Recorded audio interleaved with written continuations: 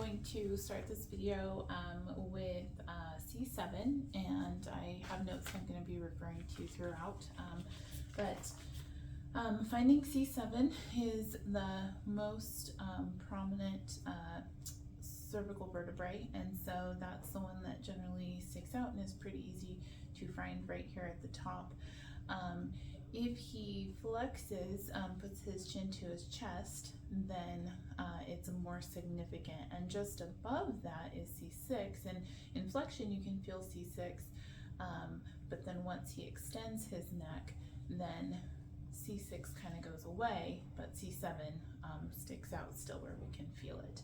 And so just under C7 is T1, and so if we just go down slightly, we can find T1 right under T7, which is the first thoracic vertebrae.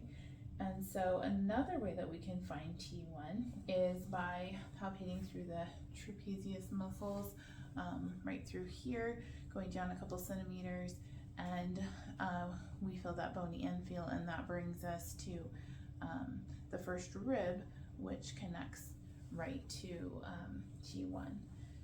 So then from T1, we can go down and actually, before I do that, another way to know that you have lined up with T1 is that it is right at the superior angle of the scapula. Those two superior angles, they point directly towards T1 as well. And so from T1, you can continue counting down to T3, so 2 and 3, and T3 also lines up with the spine of the scapula, and so right across the top portion of the spine of the scapula, those will point right into T3. And so from T3, we can continue counting all the way down to 12, and just palpate all the way down to T12. But another way, probably a little bit easier way to get all the way down to T12, would be to go into the soft tissue space that is just under the 12th rib. And so if you go down underneath the 12th rib, and then you come together, that means right at T12, or the last of the thoracic vertebrae. And so from T12, then just under that starts the lumbar vertebrae at L1. And so from L1, you can continue down and count 2, 3, 4, 5, down to L5. But another way to find L5 would be to go to find the PSIS, the bony projections.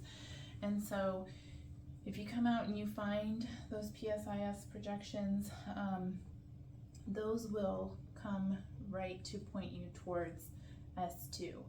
And then from S2, that sacral vertebrae, then you just go up to S1, and then from S1 right back to L5.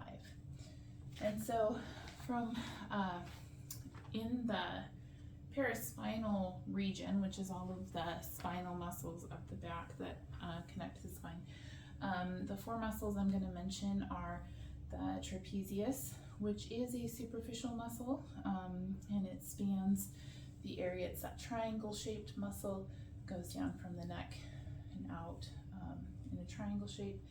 And then the latissimus dorsi, which is also superficial, and that's that winged shaped muscle that connects here at the spine and goes out up this direction. And then the longissimus, which is the longest muscle, it spans the full length of the back, from the capites, the back of the skull, all the way down into the sacral spine, and that is an intermediate muscle. And then the fourth one that I'm going to mention is the iliocostalis, and it's also an intermediate muscle, and it runs from the cervical spine down to the lumbar spine.